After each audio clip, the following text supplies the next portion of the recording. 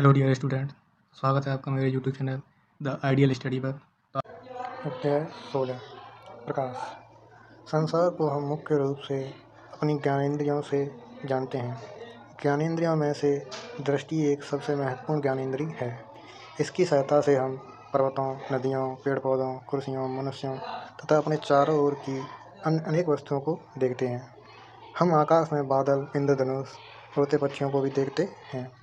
रात्रि में हम चंद्रमा तथा तारों को देखते हैं। दृष्टि के द्वारा ही हम इस पृष्ठ पर छपे शब्दों तथा वाक्यों को देख पाते हैं। क्या आप जानते हैं कि ये सब देखना कैसे संभव हो पाता है?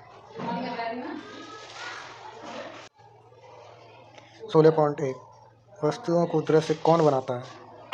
क्या आपने कभी सोचा है कि हम विभिन्न वस्तुओं को कैसे देख पाते हैं? आप कहते हैं कि हम वस्तुओं को नेत्रों से देखते हैं, लेकिन क्या आप अंधेरे में किसी वस्तु को देख पाते हैं? इसका अर्थ है कि केवल नेत्रों द्वारा हम किसी वस्तु को नहीं देख सकते। किसी वस्तु को हम तभी देख पाते हैं जब उस वस्तु पर आने वाला प्रकाश हमारे नेत्रों में प्रवेश करे। यह प्रकाश वस्तुओं द्वारा उत्सर्जित अथवा उनसे परावर्तित हुआ हो सकता है। आपने कक्षा 7 में सीखा है कि पॉलिश किया हुआ चमकदार पृष्ठ दर्पण की भांति कार्य कर सकता है। दर्पण अपने ऊपर पड़ने वाले प्रकाश की दिशा को परावर्तित कर देता है। क्या आप बता सकते हैं कि किसी पृष्ठ पर पड़ने वाला प्रकाश किस दिशा में परावर्तित होगा? आइए ज्ञात करें। 16.2 प्रकाश के परावर्तन के नियम। क्रियाकलाप 16.1 किसी मेज या ड्राइंग बोर्ड पर सफ़ेद कागज़ की एक शीट लगाइए। एक कंघा लीजिए और इसके बीच के एक दांते को छोड़कर सभी खुले स्थानों को बंद कीजिए। इस कार्य के लिए आप काले कागज़ की एक पट्टी का प्रयोग कर सकते हैं। कंघे को कागज़ की शीट के लंबवत पकड़िए। एक टॉर्च की सहायता से कंघे के खुले स्थान पर एक ओर से प्रकाश डालिए। टॉर्च तथा कंघे के थोड़े से समायोजन के पश्चात आप कंघे के दूसरी ओर कागज़ की शीट के अनुदिश प्रकाश की एक किरण देखेंगे। कंघे तथा टॉर्च को इस स्थिति में स्थिर रखिए। प्रकाश किरण के गमन पथ के सामने समतल दर्पण की एक पट्टी रखिए। आप क्या देखते हैं? यह आप चित्र देख सकते हैं। परावर्तन दर्शाने की व्यवस्था। दर्पण से टकराने के पश्चात प्रकाश किरण दूसरी दिशा में परावर्तित हो जाती है। किसी पृष्ठ पर पड़ने वाली प्रकाश की किरण को आपतित किरण कहते हैं तथा पृष्ठ से परावर्तन के पश्चात वापस जाने वाली प्रकाश की किरण को परावर्तित किरण कहते हैं। प्रकाश किरण का अस्तित्व एक आदर्शीकरण है। वास्तव में हमें प्रकाश का एक संकीर्ण किरणपुंज प्राप्त होता है जो अनेक किरणों से मिलकर बना होता है। सरलता के लिए हम प्रकाश के संकीर्ण किरणपुंज के लिए किरण शब्द का उपयोग करते हैं। अपने मित्रों की सहायता से कागज पर समतल दर्पण की स्थिति तथा आपतित एवं परावर्तित किरण को दर्शाने वाली रेखाएं खींचिए। दर्पण तथा कंघे को हटाएं। दर्पण को निरूपित करने वाली रेखा के जिस बिंदु पर आपतित किरण टकराती है उस पर दर्पण से 90 डिग्री कोण बनाते हुए रेखा खींचिए। यह रेखा परावर्तक पृष्ठ के उस बिंदु पर अभिलंब कहलाती है। क्या कहलाती है? परावर्तक बिंदु के इस पृष्ठ पर अभिलंब कहलाती है। आपतित किरण तथा अभिलंब के बीच के कोण को आपतन कोण यानी कोण आई कहते हैं। परावर्तित किरण तथा अभिलंब के बीच को कोण को परावर्तन कोण कोण आर कहते हैं। आपतन कोण तथा परावर्तन कोण को मापिए। इस क्रियाकलाप को आपतन कोण परावर्तित किरण करने की कई बार दोहराइए। प्रेक्षणों को सारणी 16.1 में देखिए। ये तो है आपतन कोण और यह परावर्तन कोण और यह क्या? अभिलंब। ये आपतन कोण आई, ये आपतन कोण आर।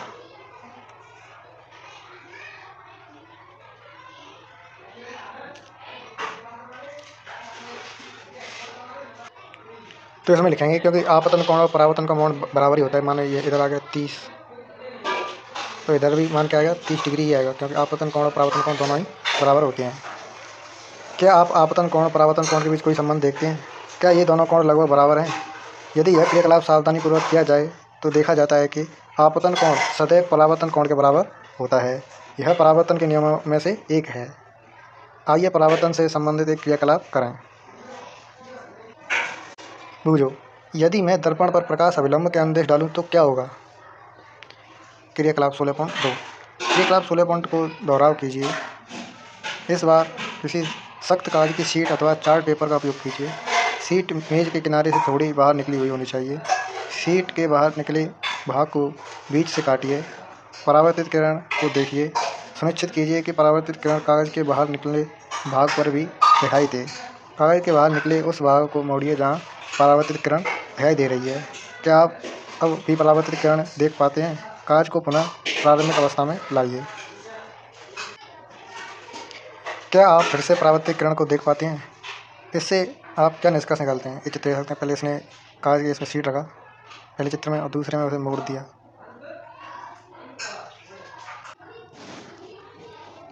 जब मेज पर कागज की पूरी शीट फैलाते हैं तो यह एक तल के निरूपित करती है। आपतित किरण, आपतन बिंदु पर अभिलंब तथा परावर्तित किरण, ये सभी इसी तल में होते हैं। जब आप कागज को मोड़ देते हैं तो आप एक नया तल बना देते हैं जो उस तल से भिन्न है जिसमें आपतित किरण तथा अभिलंब स्थित हैं। तब आप परावर्तित किरण नहीं देख पाते हैं। यह क्या निर्देशित करता है? यह दर्शाता है कि आपतित किरण, आपतन बिंदु पर अभिलंब तथा परावर्तित किरण ये सभी एक तल में होते हैं। ये दूसरा नियम हो गया। यह परावर्तन का एक अन्य नियम है। पहली तथा बूझो ने उपरोक्त क्रियाकलाप टॉर्च के स्थान पर सूर्य के प्रकाश स्रोत के रूप में उपयोग करके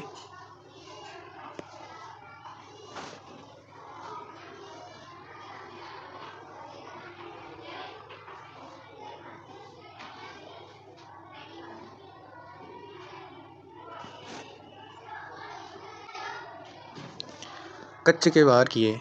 आप भी प्रकाश स्रोत के रूप में सूर्य का उपयोग कर सकते हैं। इन क्रियाकलापों को किरण वर्ण रेखा उपकरण का उपयोग करके भी किया जा सकता है।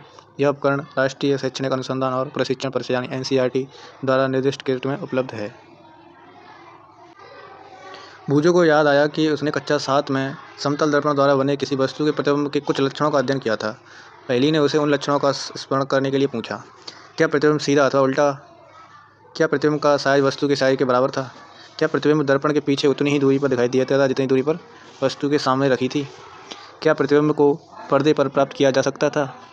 आइए निम्नलिखित क्रियाकलाप से समतल दर्पण द्वारा प्रतिबिंब बनने के बारे में कुछ और अधिक समझें। क्रियाकलाप 16.3। समतल दर्पण PQ के सामने एक प्रकाश स्रोत O रखा गया है। दर्पण पर दो किरणें OA और OC आपतित हो रही हैं। क्या आप परावर्तित किरण की दिशा ज्ञात कर सकते हैं? समतल दर्पण PQ के पृष्ठ पर बिंदु A तथा C पर अभिलंब खींचिए। फिर बिंदु A तथा C पर परावर्तित किरणें खींचिए। आप इन किरणों को कैसे खींचेंगे? परावर्तित किरणों को क्रमशः AB तथा CD से निरूपित कीजिए। इन्हें आगे की ओर बढ़ाइए। क्या ये मिलती हैं? अब इन्हें पीछे की ओर बढ़ाएं। क्या अब ये मिलती हैं? यदि ये मिलती हैं तो इस बिंदु पर I अंकित कीजिए। क्या परावर्तित किरणें E पर स्थित हैं? चित्र 16.5 पर स्थिति किसी दर्शक के नेत्र को बिंदु I से आती प्रतीत होगी। क्या परावर्तित किरण वास्तव में I पर नहीं मिलती बल्कि मिलती हुई प्रतीत होती है। इसीलिए हम कहते हैं कि बिंदु O का आभासी प्रतिबिंब I पर बनता है। कक्षा 7 में पढ़ चुके हैं कि इस प्रकार प्रतिबिंब को पर्दे पर प्राप्त नहीं किया जा सकता है। अभी आप देख सकते हैं ये सब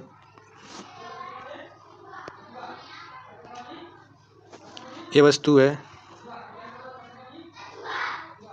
ये वस्तु O है और इसका प्रतिबिंब ये आपतित किरण है, ये परावर्तित किरण है। तो इनको जब पीछे मिलाएंगे तब ये दर्पण के पीछे इधर मिलती हुई प्रतीत होंगे। ये जो प्रतिबिंब बनेगा, वस्तु का प्रतिबिंब यहाँ बनेगा, इसीलिए इसे आभासी प्रतिबिंब कहेंगे। ये अभिलंब है, ये इस वाली किरण के लिए अभिलंब है। अभिलंब चेंज करते हैं, ये अभिलंब है। ये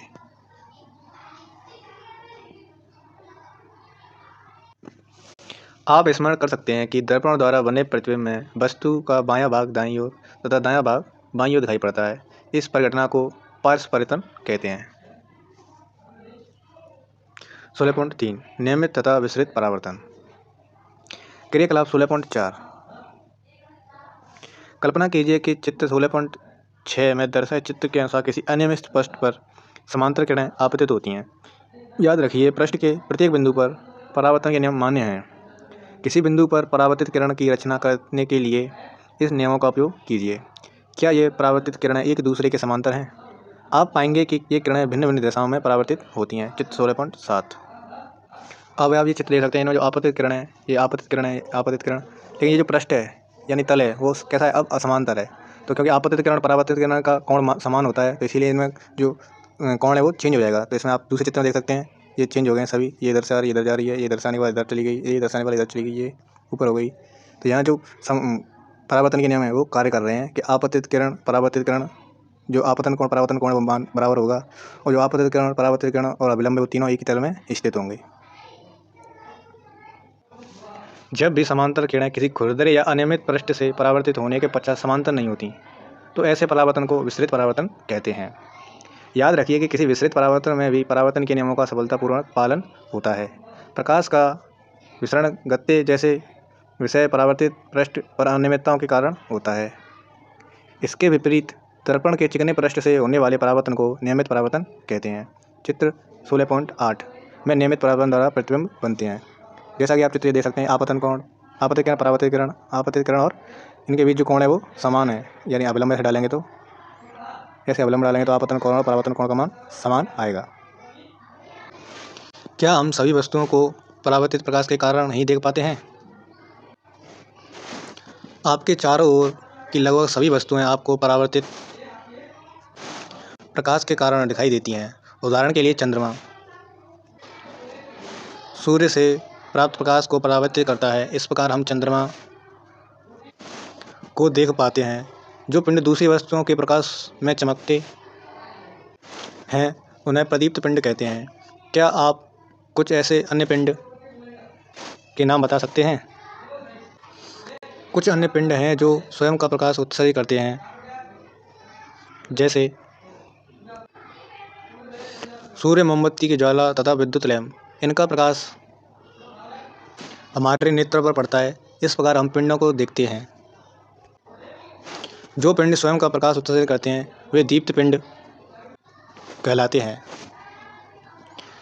मेरे मन में एक प्रश्न है, यदि परावर्तित किरणें किसी अन्य दर्पण पर आपतित हों तो क्या वे फिर परावर्तित हो सकती हैं?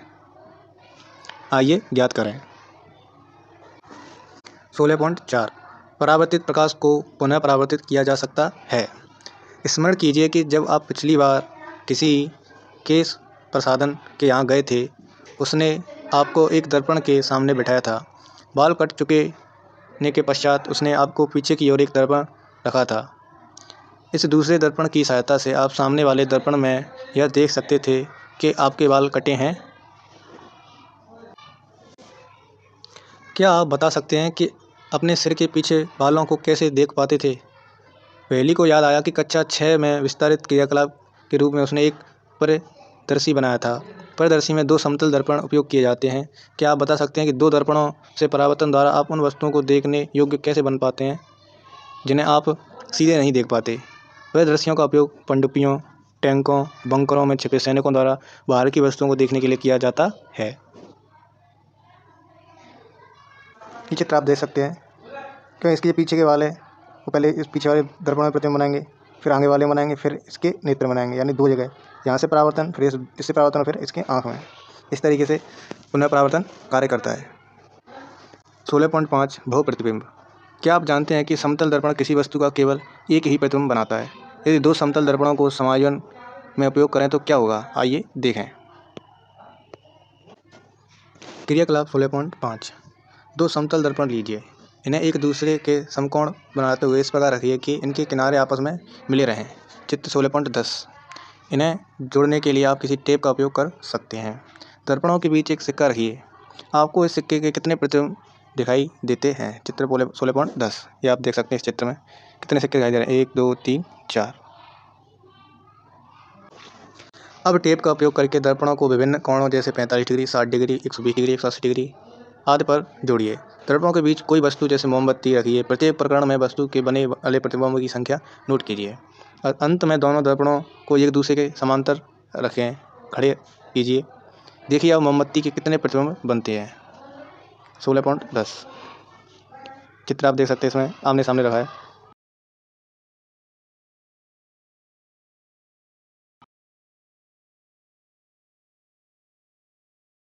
आप स्पष्ट कर सकते हैं कि केश प्रसाधन की दुकान पर आप अपने सिर के पीछे के भाग को कैसे देख पाते हैं।